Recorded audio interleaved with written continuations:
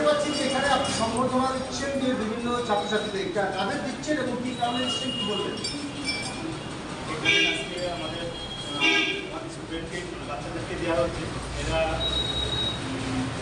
মানে আপনার আন্তর্জাতিক টুর্নামেন্ট হয়েছিল ইত্যাদি করে, সেখানে মানে সকলে সঙ্গে জয়ী হয়েছে।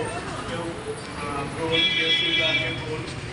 আমার 26 স্টুডেন্ট পার্টিসিপেট করেছে, তার মধ্যে 25 জনের মোটামুটি পেয়ে গেছে।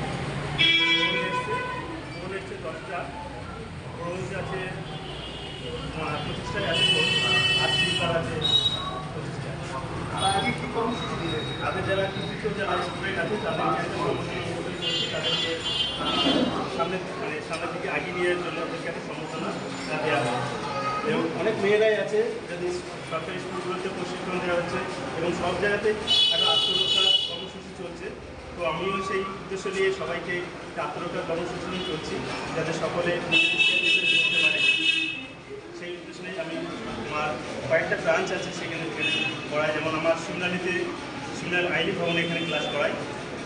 এদিকে চারটাতে আছে, চারটা নরেন্দ্রপল্লিতে।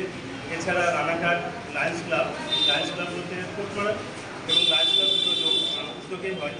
এছাড়া রানাঘাট তেজুতির পাড়াতে আমার নিজস্ব ব্রাঞ্চ আছে, সেখানেও পড়াই।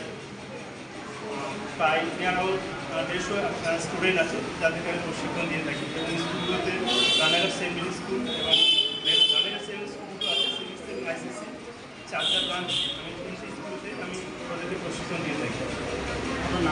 আমার নাম মোহাম্মদ হাফিজুল মন্ডল, আমার বাড়ি সুন্দরীতে।